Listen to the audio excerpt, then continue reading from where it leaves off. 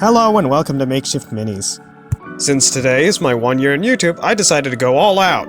This time I'm going to be making a Dracolich. It's going to be my most complicated and largest build yet.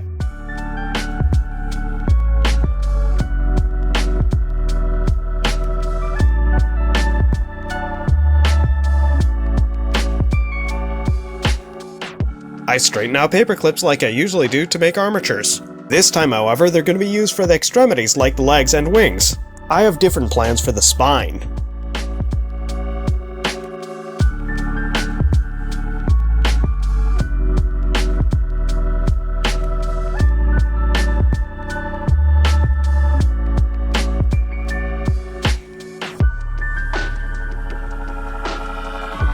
Since paper clips aren't long enough for what I need, I've come up with a solution. I cut about half a dozen thin wires to about a foot long and then secure them between two pieces of wood using C-clamps.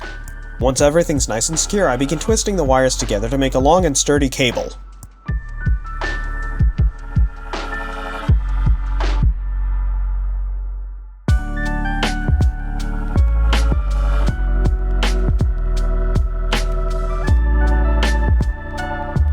After a little cleanup, I glue a bead onto the end of the cable. Once the glue sets, I begin threading plastic beads onto the thick wire. Each of these beads will be the vertebrae for the Dracolich.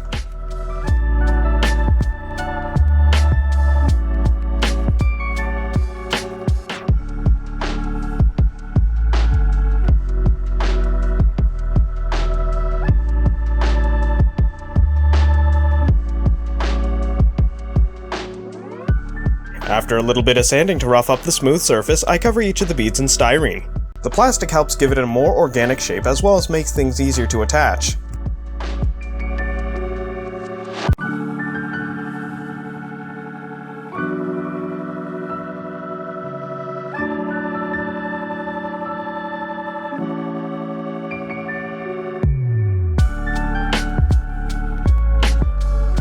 To make the base of the ribs, I cut thin wire into segments about 1 inch in length. After it's trimmed, I bend it into an arch and then get back to cutting out more.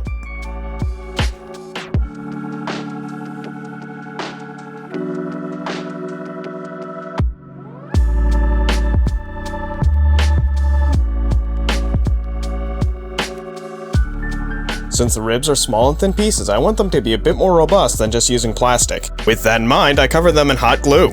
Hot glue will help it hold its shape and will stick to the much harder and more durable porcelain clay.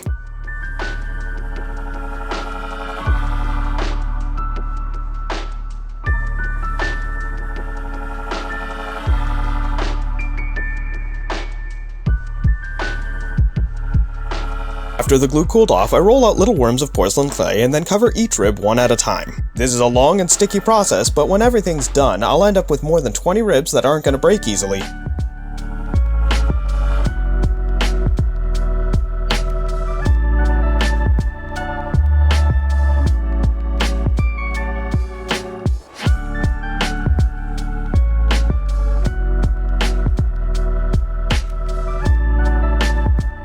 While I wait for the ribs and the spine to cure, I begin working on the shoulder blades for the front limbs.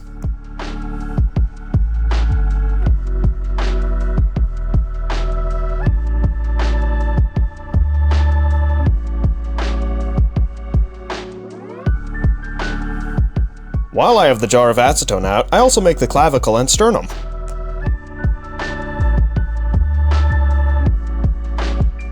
Using aluminum foil, I make a rough shape for the base of the skull. A majority of the skull is just a ball of foil, but to make the face I needed to fold and shape the foil into a more triangular piece.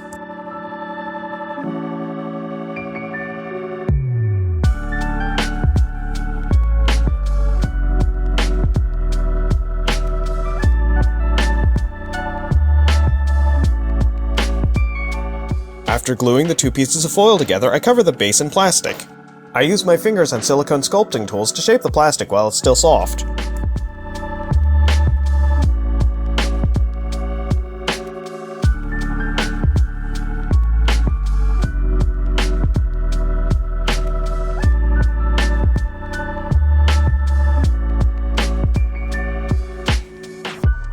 The bottom jaw is made like the top jaw was. I made a frame of aluminum foil and then cover it in plastic while periodically checking that it still fits in place.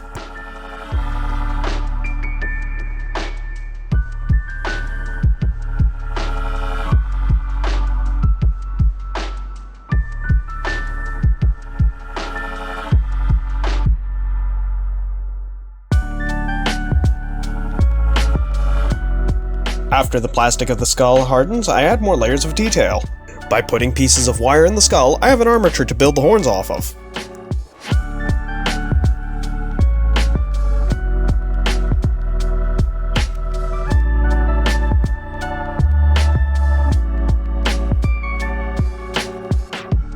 For the last piece of the skull, I need a thin sheet of plastic. With that in mind, I put plastic between parchment paper and then roll it flat.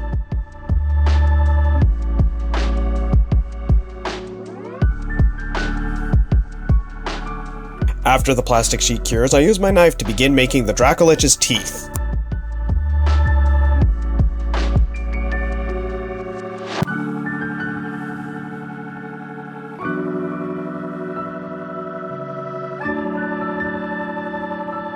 Using tweezers, I carefully glued the teeth in place before spraying it with homemade activator.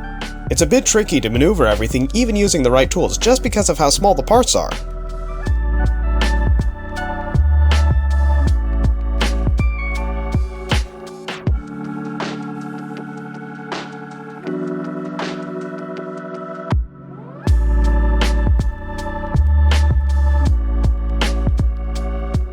Using a bit of superglue, I attach foil to an armature for the pelvis. Once the glue sets, I fold the foil around the wire to make a triangular shape, which I then repeat on the other side.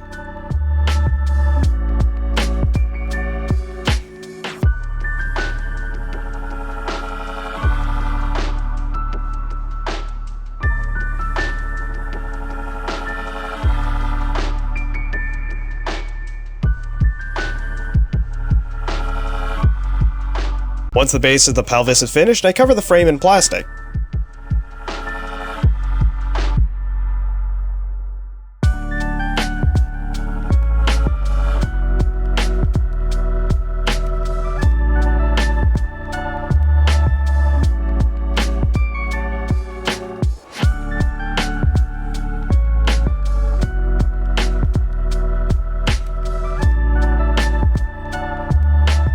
Now that I've finished the majority of the parts of the Dracolich, I can begin putting it together. I start by building the ribcage, painstakingly gluing the ribs together one by one. I did glue my fingers to the ribs more than once, unfortunately.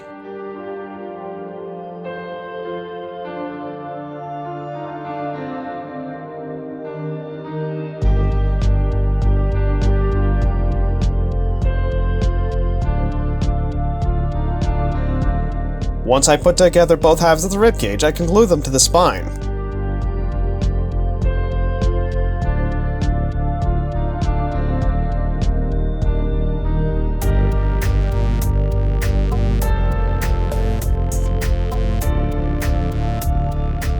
After the glue sets, I reinforce the connection by attaching the sternum.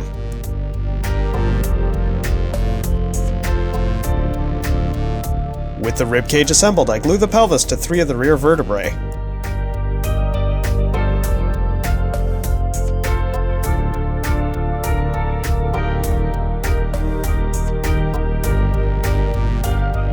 To make all 4 front limbs, I thread wires through the shoulders to make the armatures.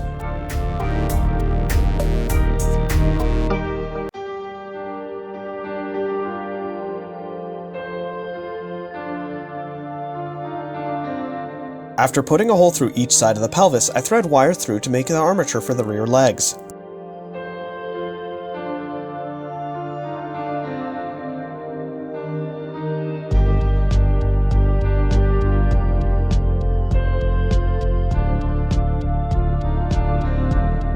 To attach the head, I fill a hole at the base of the skull with superglue and then thread it onto the large cable.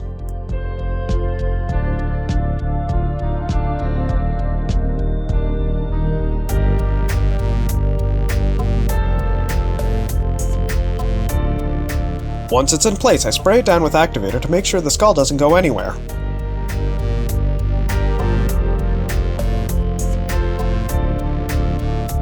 Now that I attach the top of the skull, I can glue the bottom jaw in place.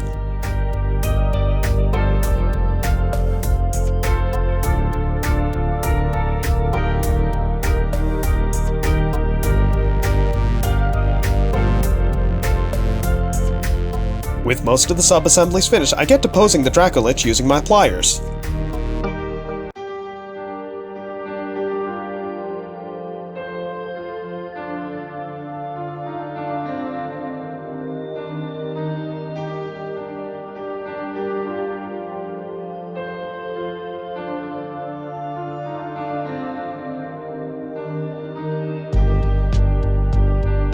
After anchoring down the upper part of the leg by covering it in plastic, I attach a few more wires to make 2 sets of long bones in each of the legs. Gluing it down required a bit more finesse than I anticipated since I'm trying to get a drop of glue at the tip of a wire.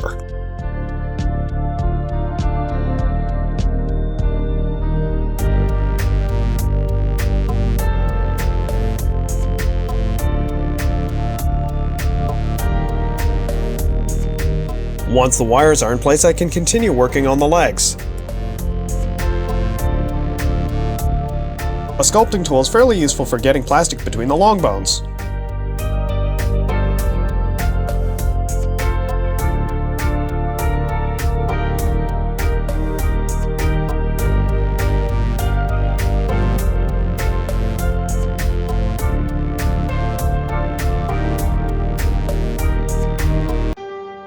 The wings are made out of several wires wrapped around the base of the wing and then glued in place.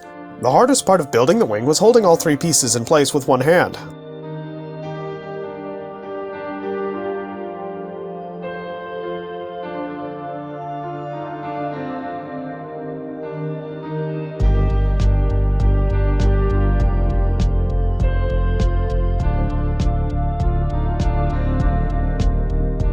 Once the glue dries, I cover the armature in plastic to make the wing bones. I debated adding a membrane to the wings, but I decided against it for now.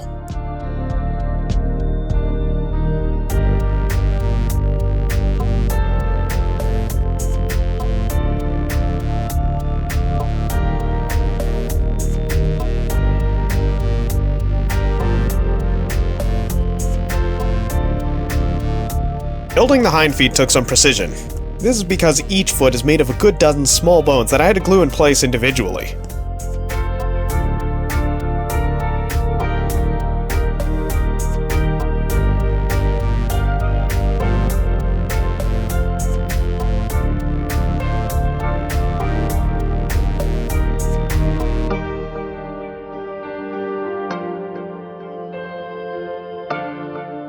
The front paws are built much the same way the hind feet are. I start with a base piece, which I anchor the rest of the joints to, and then work my way out.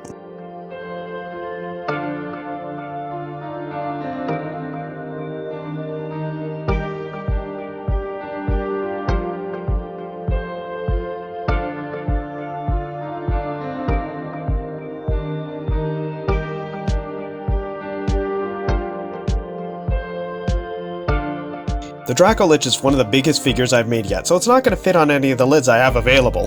To make the base, I use some styrofoam I have lying around and cut it with a utility knife that I've been heating with a tea light. Be very careful when handling sharp or hot objects and make sure to work in a ventilated area.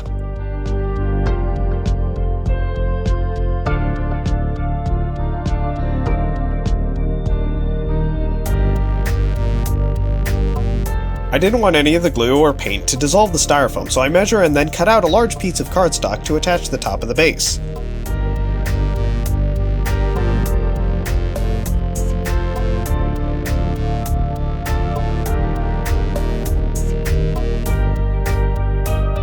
After I find a position I like for the cardstock, I use hot glue to secure it down.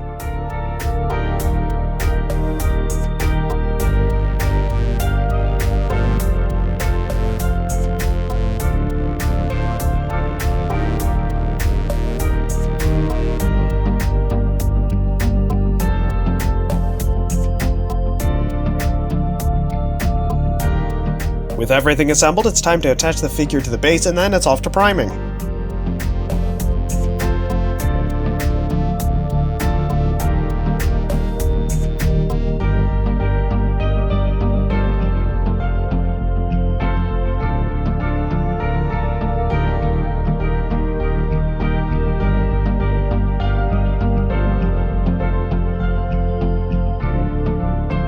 Once my primer dries, I decide on a base coat for my Dracolich. I start with a light warm brown, almost the color of clay or terracotta.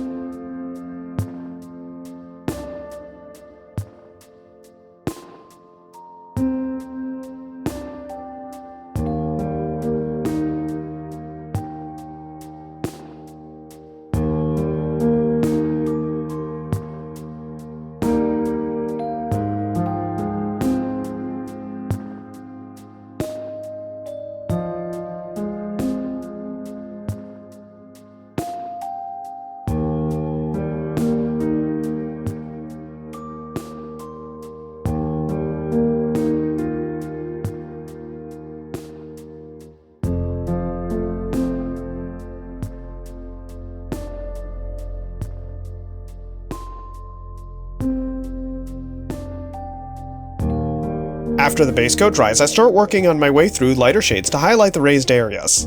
I use a large brush to dry brush a gold yellow. Even though I'm dry brushing, I still have to go back and repeatedly refill my brush because of how big the dragon is.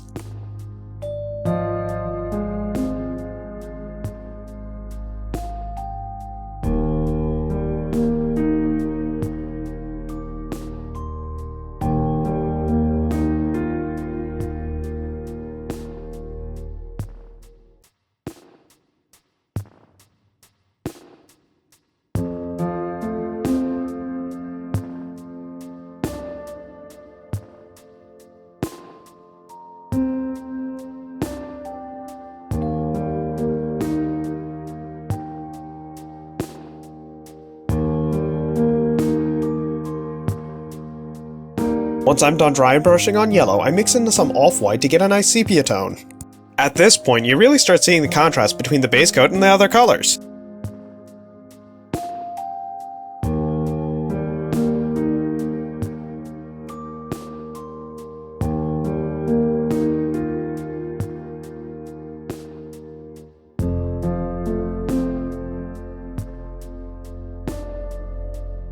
The lightest shade I'm gonna dry brush is an off-white, about the color of ivory.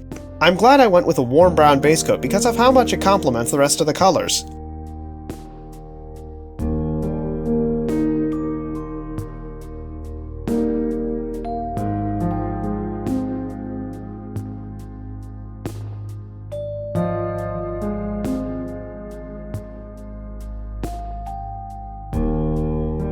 With the figure finished, I paint the base black.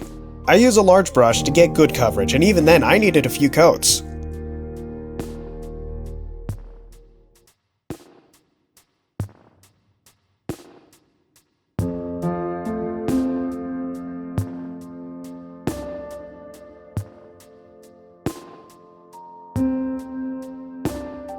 Once the paint dries, it's on to the close-ups.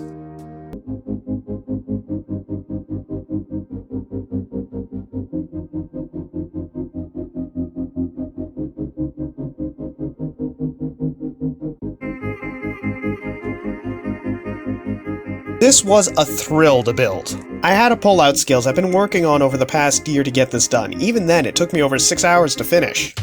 Who knows what next year will bring and what I'll make then. I'm already having ideas on how to improve this and take things further.